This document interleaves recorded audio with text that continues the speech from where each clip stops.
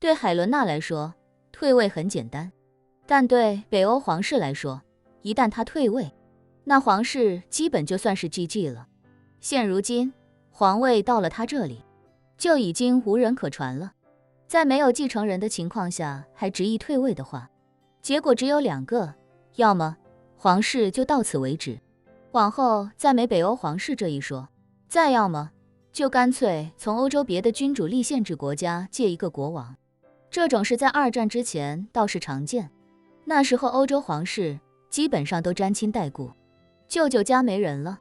自家派个小年轻过去继承皇位的事情也不是没有。但现如今大家关系相对疏远，再加上欧洲各国人民之间的国家观念已经不再像战争前那么融洽，对他国普遍戴点有色眼镜，所以从人民这一层就很难接受其他国家的皇室成员过来当自家的国王。一想到这里，海伦娜就不由想起奶奶一直以来强调的重点，重点不是自己一定要嫁给叶晨或怎样，重点是自己得有个孩子。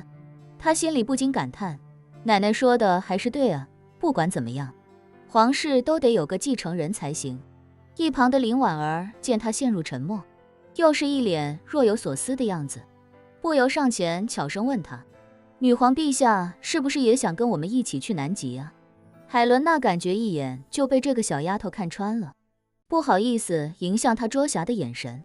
尴尬的低声念道，我可没你们那么自由自在，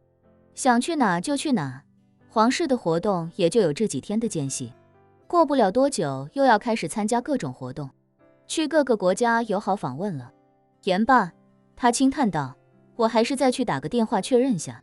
看看你们哪天到阿根廷比较合适。林婉儿见他心不在焉的样子，不由轻笑一声，便也没有再调侃他。很快，海伦娜便打完电话回来，对几人说，我刚才确认了一下，科考船目前在阿根廷的乌斯怀亚港口，计划是5天之后出发，只要大家能在出发前抵达乌斯怀亚就没问题。叶晨点点头，道，那我协调一下飞机，直接从北欧出发。云如哥这时忍不住提醒他，叶先生别忘了，破青会的巢穴就在南美靠近南极洲的某座小岛，阿根廷就是他们辐射全球的一个跳板，我们如果直接去阿根廷的话，会不会自投罗网？林婉儿笑着说，我和公子都曾经追踪过破青会实控的一家航运公司，发现他们确实经常有布宜诺斯艾利斯起降的航班，但这里从来没出现过乌斯怀亚。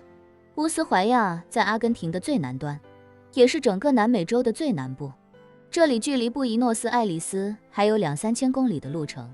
一般到这里去的都是用它做中转再前往南极洲。既然破青会从来没用过乌斯怀亚这个地方，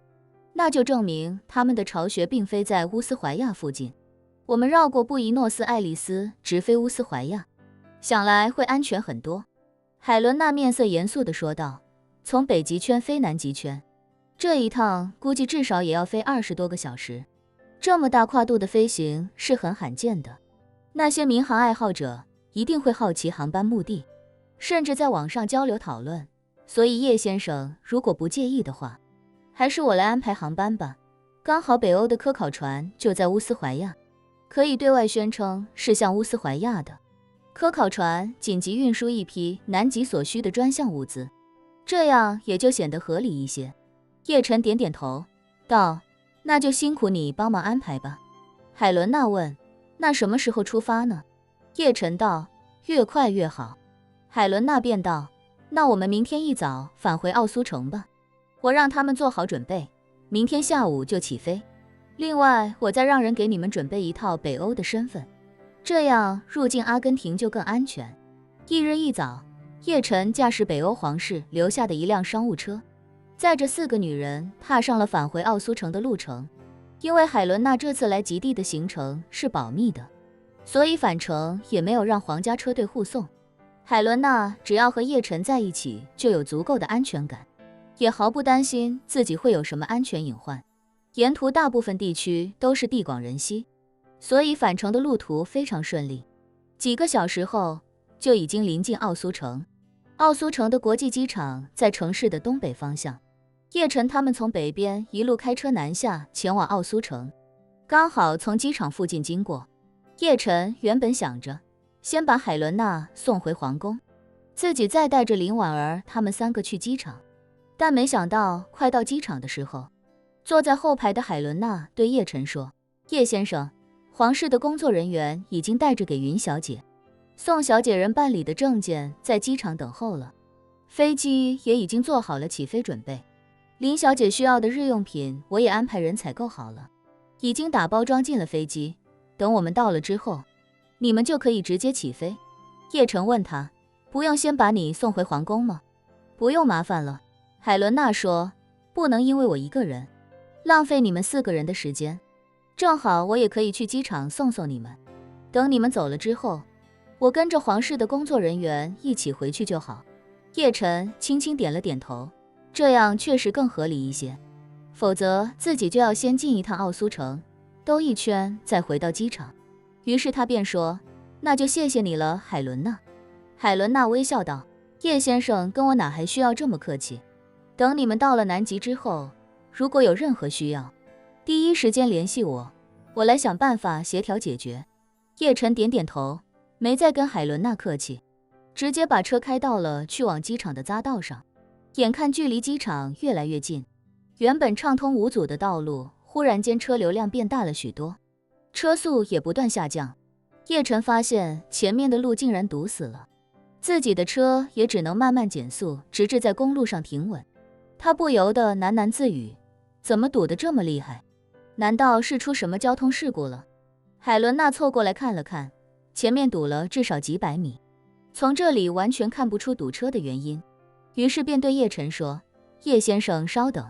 我问一下具体情况。”说罢，他掏出手机发了一条信息，片刻之后表情难看地说道：“叶先生，前面有环保人士抗议，他们把进入机场的路全部堵死了，要求所有人不得驾车经过，有些着急赶飞机的旅客已经下车开始徒步了。”叶晨诧异地说道：“你们国家也有这种极端环保人士？”海伦娜苦笑道：“最出名的那位环保少女，就是我们隔壁瑞典的特产。这些年，在她的影响下，北欧也出了不少年轻的极端环保主义者。而且最头疼的是，很多世界各地的极端环保主义者都受了他们的鼓舞，不远万里地跑过来跟他们一起搞抗议。这已经不是他们第一次拦路搞抗议活动了。前些天，他们刚在奥苏城搞过一次，把市中心主干道堵了整整24小时。后来警方抓捕了100多名极端环保主义者，其中国外的就有60多人，占了将近一半。叶晨惊讶地问：“这次不会也要24个小时吧？”海伦娜说：“一般这种情况，警方不能直接抓人，得先让他们的行为产生足够大的负面影响之后再抓人，舆论压力才会小一点。估计就算不用24个小时，也至少要几个小时，甚至10几个小时。”说到这，他无奈地感叹，北欧这边情况比较尴尬，很多人都是非常严重的左派思想。就拿全球变暖这件事来说，他们想到的最简单的办法就是到市中心抗议，把路拦上不让车走，逼迫人们只能步行。我估计这次的主题也是一样，什么样的奇葩都有啊。叶晨无奈地叹了口气，随后看了一眼导航，导航显示这里距离机场航站楼还有将近5公里。于是他开口道：“5公里的路程，我们走过去倒是问题不大，只是你身为北欧女皇，要是跟我们一起步行过去，会不会被人认出来？”海伦娜立刻将自己的长发盘成发髻，然后戴上一顶深蓝色的渔夫帽，将发髻完全盖在帽子里，然后又取出口罩和墨镜来，笑着说：“你看前面都陆续下车了，这么多人步行，应该没人注意到我，而且他们一旦开始，短时间内不可能结束得了。车放在这里，我安排人过来接手就可以。”叶晨点点头，说：“既然这样，那我们就下车步行吧。”